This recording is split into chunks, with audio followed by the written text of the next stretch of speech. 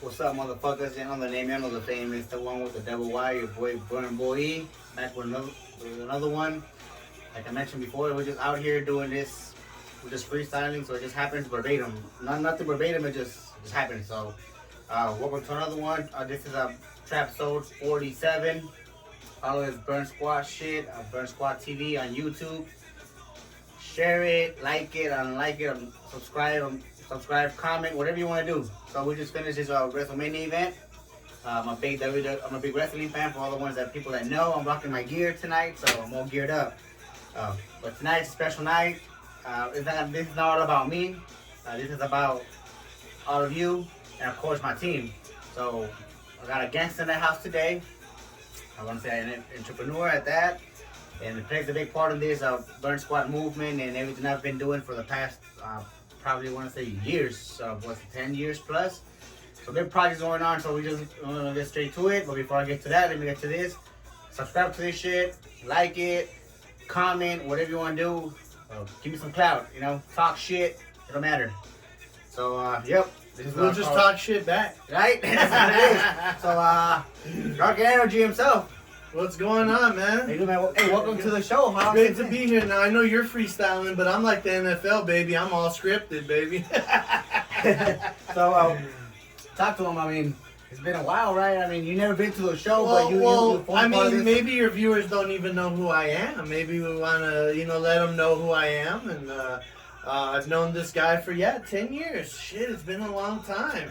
Time does fly. Yeah, right? it does fly. I've known this guy for 10 years. He's a champion car dog, and I've worked alongside of him. And in the car business, you have a lot of people that you know, and then some people come and go, and then unfortunately some people pass away. R.I.P. my good buddy Jim O'Neill, man. We love you. We miss you. Drink to that man right there. Drink break.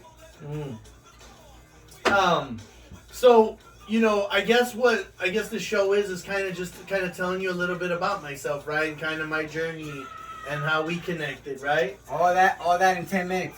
Oh yeah, we gotta go quick. So that's being quick. Yeah, quick. Okay. Hey, first of all, we had to have fun here too. So what are you drinking on? No, I'm drinking on Corona. I mean, there's nothing else that I drink on more for all you car dogs that are watching after I steal your deals. For all you women that come up to me and say that you're blocking me and you're never talking to me again. And then in 2 more years, call me back and then unblock me and then we hook up again. And I just drink the Corona no matter what you do. Cheers. Yeah. Talk to me about car dogs. What's the car dog life? What got you into the game? So car dog life, for those of you who don't know, and for those of you who are watching and you know how the lifestyle works, a car dog is somebody who goes out there at a car dealership and just fucking works, man. Fucking works from the beginning when the sun comes up and when the sun goes down, you're just working and you're fucking selling cars. There are some people who are great at it. And I've had the pleasure of working for Dodge, Chrysler, Jeep, Ram in 5 different states. I've worked with this guy. I've worked with some people in Idaho. I've worked with some people in Arizona. Yeah, Idaho. And, or Idaho. I don't know. Or any of my exes watching Idaho.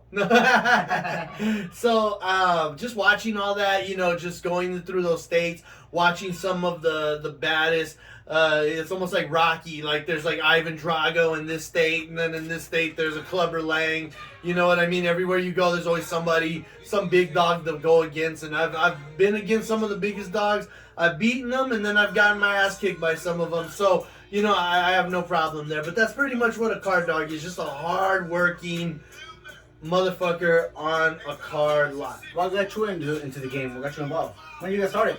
Well, what got me into the game is I used to do acting and talent, things like that. Cameraman. I used to do TV work and movies and television, and then so I had a personality. You did something with Will Smith, right? Yeah, I saved his ass in After Earth, and I should have been saving him at the Oscars.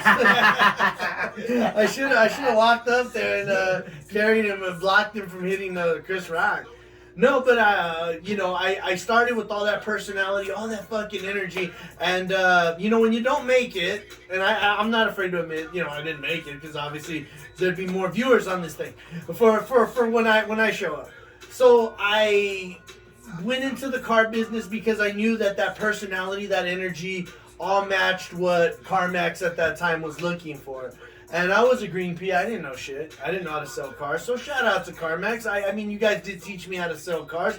But much like Star Wars, you either go to the light or you either go to the dark side. You can take what you learn. Yeah. That's the thing people don't know about the car business. Yeah. In any trade that you learn, there's always a light side to it, and then there's a dark side to it. Let me warn you, there's a lot of lingo that, you know, in the car dog world, like green pea, I mean, it's just somebody that's new to the business. So how do you come across Burnt Boy? How do we come into touch, you know? So this one, you know, he followed the rules. He did what he was told. He was a great guy, stand-up guy. And then he sees me come in, because I had left CarMax and came to his world, Dodge, Chrysler, Jeep, Ram. And I came in there, and I saw this kid following the rules. And I kind of used my powers, my sales skills, for evil, to underhand things, to skate deals, snake deals, whatever you want to call it. But at the end of the day, it was called being successful. I wasn't actually in the industry to make any friends. I was just there to make a lot of money, and hopefully certain people are watching this. Date some of the cutest girls that you know, Long Beach and the Southern California area had to offer. And it boils down to like this wrestling shit. The reason we like wrestling is because, you know, you build your empire, right? Yeah, you got your people. Yeah, you build your squad. Yeah, I come and bond with a lot of people over wrestling, and then you kind of saw me doing things the wrong way. But then you also saw me getting awards and getting over with the company. And then this kid's like, hey, I noticed. And then they had one thing in the car industry, and I'll say this a million times. The car industry, especially domestic cars, they already got their clean-cut white boy. Most dealerships that they want to put up to the forefront, that they got a plan for, that they got, you know, the shout out to any white boy out there that the dealer likes, that the old white guy who runs the place and his name's on the building. God bless. They see that white boy, they're like, that's gonna be our mean white boy. And guys like us, well, maybe we're overlooked, you know. Maybe we're considered bad ones or rotten ones, or there was always something wrong with us. You know what I mean? But you saw me. Yeah. You saw me do things my way. Yeah. And you wondered how to do it. And I taught you how to do things your own way. That's now, Hawaii trip kicks in, and then Larkinenergy. What's Larkinenergy? So I remember, you know, one of the biggest things, if this could be a soundbite to anybody watching, I hope this helps you.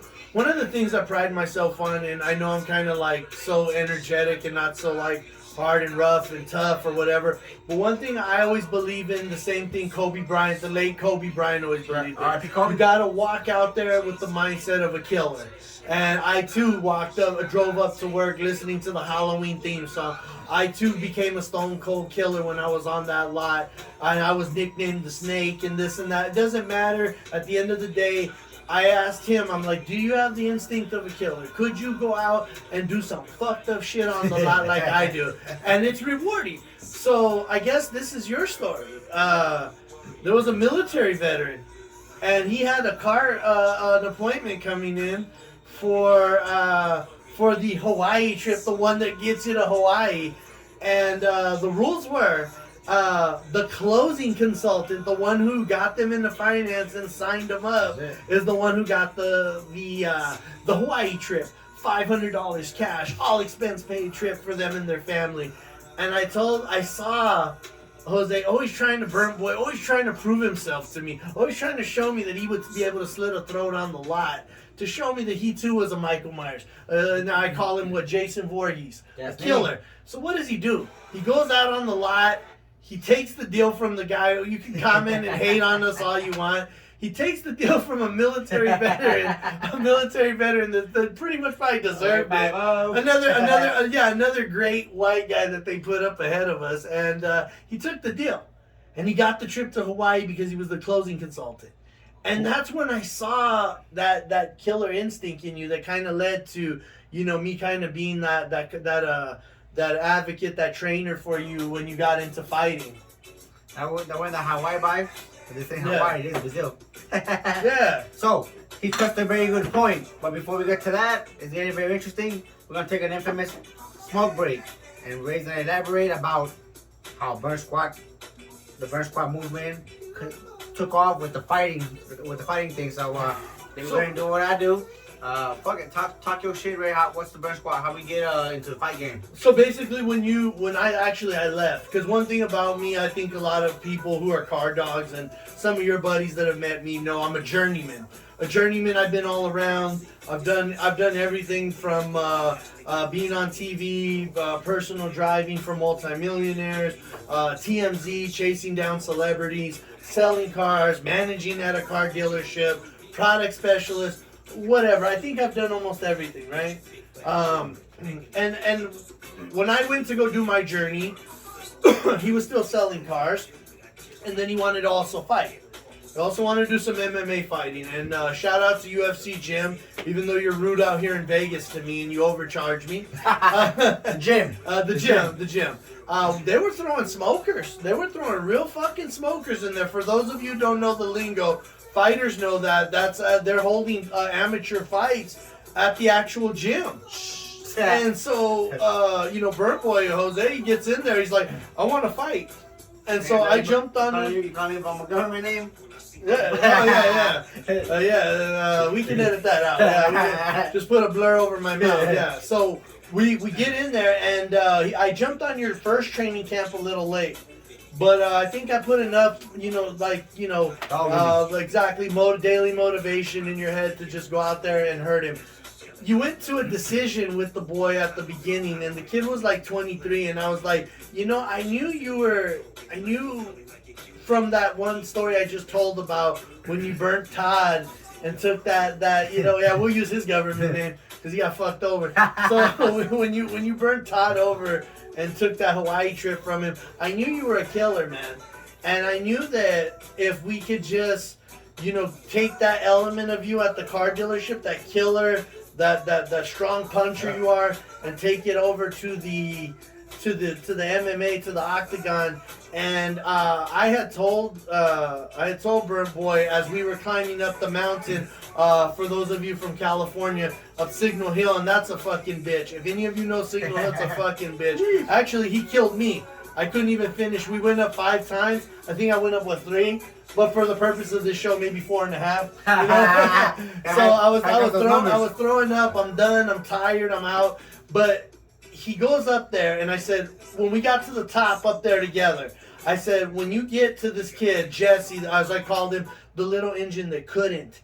When you get up to this kid, I want you to beat his fucking ass so bad that they have to pull you off of him, and that he never wants to do this again, and that you showed that you're a true killer.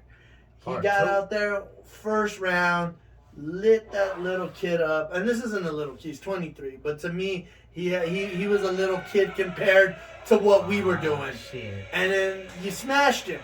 You smashed the kid, and that's why I've always known for, I think, the last 10 years that, dude, you are a killer, man. And that you're willing to take down whoever, wherever. And I know whenever I'm not around you, we're about to split journeys for a little bit, that I know you're gonna kill it. I already know, and you know the same in me. I get vicious, and wherever I go, I conquer, and I reach mountaintops, and I've been all around, and I've, whenever some girl like, hey, I'm here, and then I'm gone, or whatever, there's always another girl, there's always another dealership, there's always another adventure, and there's always more money wherever I go. That leads us to, Larkinenergy. What is it? Where's it leading to? What's next? So for those of you that can follow me on Instagram, I'm at Larkinenergy, LARKINENERGY. You can follow me. My name, alter ego, Ray Rocket. What Larkinenergy is, it's a group system of me and my friends that I make sure that no matter how much success I ever could have in this lifetime, I make sure my collective group around me always stays successful too. That everybody always wins, that everyone's always successful. If, one person is top heavy, then you take care of your team. I think that's a lot of the reason a lot of people break up as friends and stuff, because one person gets successful and they're like, well, fuck you. Yep. You know what I mean? And that's not how it works. You know what I mean? 50 Cent took care of G-Unit, Cam took care of Dipset, Jada Kiss took care of the Lax, D-Block. Well, actually, Cam didn't really take care of Dipset because if he did, he would have helped them at Versus this past year.